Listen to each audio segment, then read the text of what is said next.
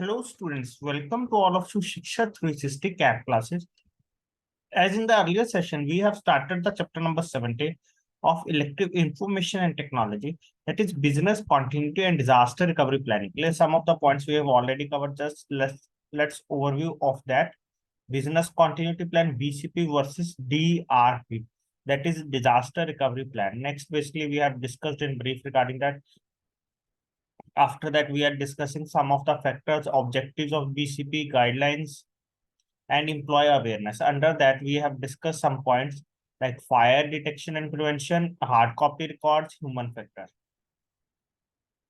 local area network. So let's start all these things one by one. We have discussed employee awareness in the previous session, fire detection and hard copy records. These three things we have covered in the previous session: employee awareness, fire detection and prevention, hard copy records. So now let's discuss all these 4 points in our today's session. That is very, very important for the examination point of view. So human factor. Human factor, how basically it will help. So personal consideration. This is not an easy area to deal with, and more often than not it is an area it is either ignored or not even considered by recovery and continuity planners. However, it is an extremely important area to tackle, since avoiding disaster and recovering from them depends upon clear basically if something basically will happen, so it totally depends upon us how basically we will manage that condition. That is the same thing. However, it is an extremely important area to tackle, since avoiding disasters and recovering from them depends to a large extent on how basically you handle the human factor.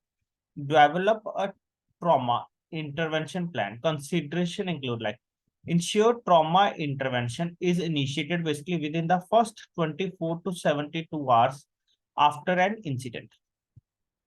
If in a house expertise it is not available, clear basically if something happen and we are not expertise in that, or basically we have not that much idea how we recover, so basically what we do that is seek assistance basically from outside professionals experienced in post crisis response. Make sure you have a good communication plan in place. Last one, that is make sure that the plan provides for the appropriate support. Clear, make sure that the plan provides for the appropriate support of personnel required to help with the emergency and subsequent recovery. Clear, basically what? Basically make sure that the plan provides for the appropriate support of personnel required to help with the emergency and subsequent recovery. Consider lodging, food, transportation, communication basically with family, friends and relatives and other creature comforts. Okay, so we have to take care regarding all these things. Basically, this one it is comes under the human factor. If anyone does not have any idea like trauma intervention plan, so you have to comment in the comment section. I will explain in detail regarding.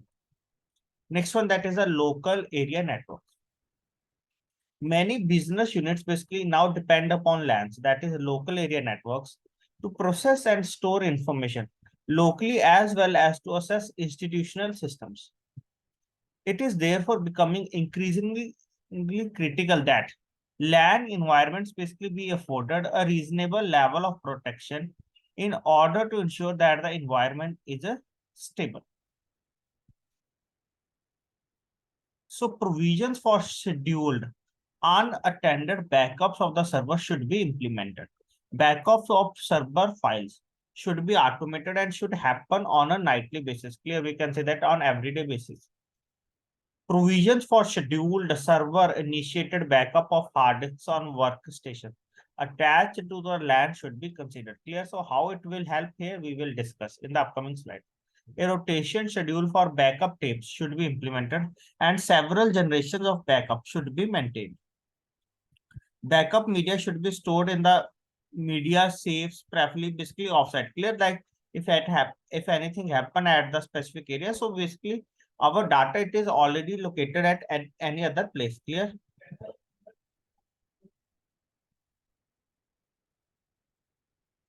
For the safety purpose.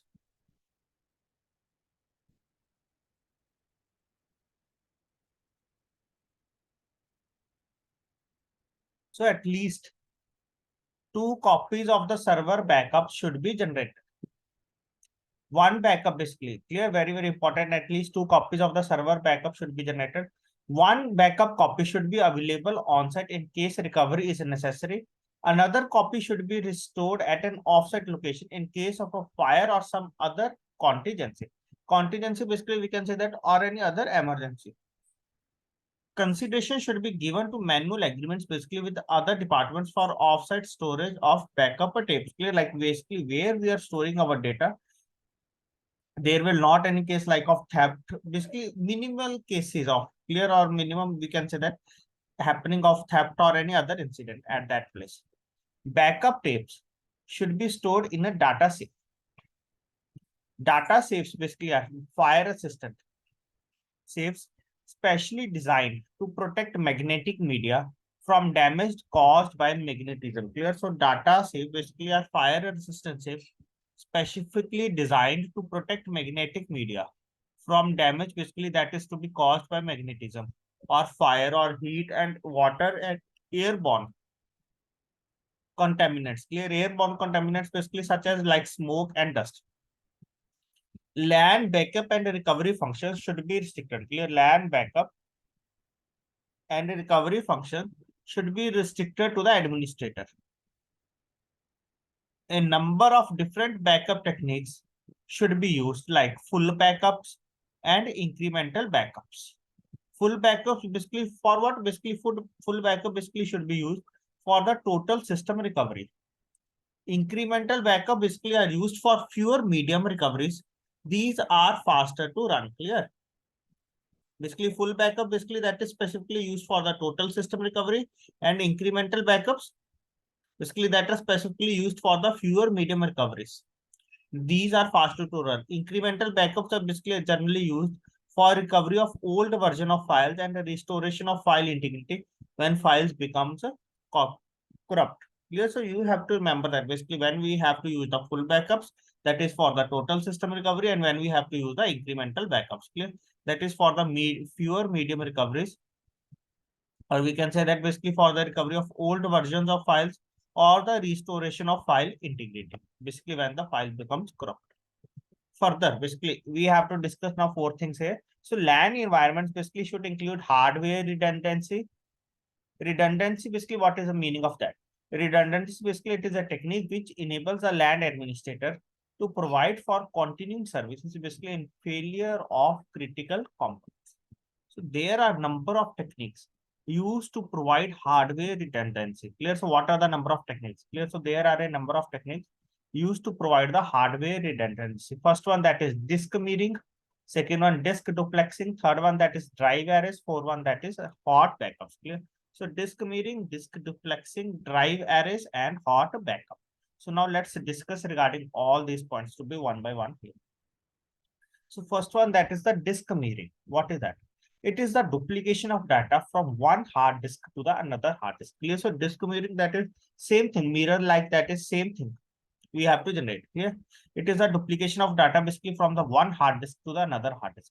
Mirrored devices basically operate in tandem, constantly storing and updating the same file on each hard disk. If one disk fails, the file server basically issues an alert and continues operating. The normal procedure, if one disk fails, basically the file server issue and continues to be operating.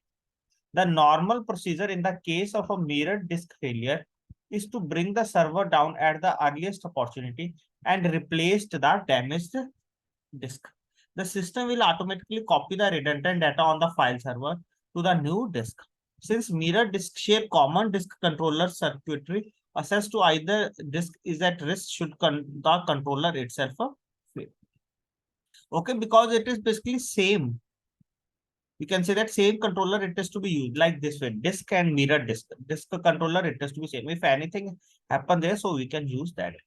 This is the same thing. That is the server will automatically copy the redundant data on the file server to the new disk. Since mirror disk basically share the common disk controller circuitry, so access to either disk is at risk should the controller itself fail. Next one that is the disk duplexing. Clear? Now here we have two different disk controllers. Disk duplexing basically it is similar to the disk mirroring except that each drive has its own controller circuitry. Should one disk or controller fail, the file server issues an alert and continues to be operating. The normal procedure in the case of duplex disk failure is to bring the server down at the earliest opportunity and replace the defective disk and or controller. The system basically here what will happen, the system will automatically copy the redundant data on the file server to the new disk. Dual controllers can improve performance through a technique that is split six. This is technique it is known as split six. These features basically send read request to whichever disk can respond first. Clear? To basically whichever basically respond first, they will seek data from that. That is to be known as disk duplexing. Here, that is a disk mirroring. Just remember that basically in the disk mirroring, there are same disk controller, and in the disk duplexing, there are to be different disk controller. Next one, that is disk arrays and hot backups. Disk arrays. So some disk array systems enable the administrator to replace a failed drive while the server is to be still running. With such a system, the server does not have to be brought down. Thus, disk arrays clear. So some disk arrays system basically enable the administrator to replace a failed drive. Here, basically, the while the server it is to be still running. With such a system, the server does not have to be brought down. In the previous case, basically we have to brought down. Thus, the users can continue operating while a defective drive it is to be being replaced. So the system automatically here copies the redundant data on the file server to the new disk. Which technique here they will use, that is RAID, R-A-I-D. That is a redundant array of inexpensive disks. Technology basically it is in use for the failure recovery mechanisms. RAID 5 basically it is the most common secure RAID level. It requires at least 3 drives. A RAID 5 array basically can withstand a single drive failure without losing data or access to data. If a drive fails, you can still access to all the data even while the failed drive basically it is being replaced, and the storage controller rebuilds the data on the new drive. Clear? And the storage controller basically rebuilds the data on the new drive. Clear? So that is regarding the disk array. Under that, basically, which technique they can use basically, that is RAID. That is a redundant array of inexpensive disks. Next one, that is the hot backup. What is that? Hot backup basically it is a technique used to provide for ongoing operation of a LAN should the file server fail. In this technique, two file servers operate in tandem. That is, data is duplicated on the hard disks of the two servers. Clear? Hot backup that is here. Basically, data is to be duplicated on the hard disk of the two servers. In effect, basically, this is like disk mirroring, but across two servers instead of one server. Okay, basically in the disk mirroring, basically only data is to be stored at one server. Here it is two server. So in fact, this is like disk mirroring, but across two servers, basically instead of one server. If one server fails, the other server basically automatically takes on all the LAN operations without any outage being apparent to the users of the LAN. So if one server fails, basically the other server automatically takes on all the LAN operations without any outage basically being apparent to the users of the LAN. Clear? Basically being apparent to the users of the LAN. That is to be comes under the hot backup. So these are the 4 techniques under the local area network. Next one, that is media handling and storage. So magnetic media basically it is vulnerable to all sorts of the damage caused by the humidity, temperature, magnetism, airborne particles, and handling by people. So backup media basically should be stored offsite if at all possible. Magnetic media basically should be kept away from the sources of heat, radiation, and magnetism. Magnetic media basically should be kept in the proactive jackets or the media boxes. Further, that is backup media should be stored in the data safes. And data safes basically we have already discussed. Basically, it is designed in such a way that is to protect media against the effects of heat, humidity, water, magnetism, smoke, and airborne particles. Information of media safes basically it is available from the computer security administration. Clear? That is media safes basically it is available basically from where? From the computer security administration. Now last one here which we have to cover, that is miscellaneous consideration. Clear? Under the miscellaneous consideration basically what we have to cover, that is first one, make sure that is there is a water vacuum available in the case of flooding. Clear? Flooding, emergency flooding. Make sure that there is a role.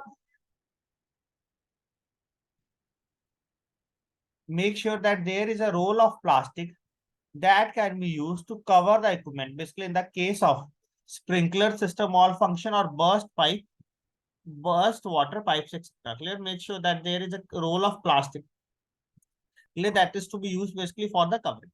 Third one, that is conduct regular inspections of the premises. Premises, that is, we can say that like buildings, to ensure that all safety measures basically are being followed and that all safety equipment basically it is to be operational. Clear. So conduct regular inspection of the premises basically to ensure that all safety measures basically are being followed and all safety equipment basically it is to be operation. Fourth one, that is a review and test emergency fire evacuation and other procedures basically on the regular basis. Make sure that the adequate medical and first aid supplies are available to all the employees. Okay? All these things basically we have to be take care regarding it. All these things basically it is a guidelines for the business resumption or continuity and the disaster recovery plan, that is employee awareness, fire detection and prevention, hard copy records, human factor personal condition considerations, local area networks, media handling and storage, and miscellaneous considerations. Okay, so kindly remember all these things. In the next session we will cover up with the next point. So thanks to all of you for joining this short discussion.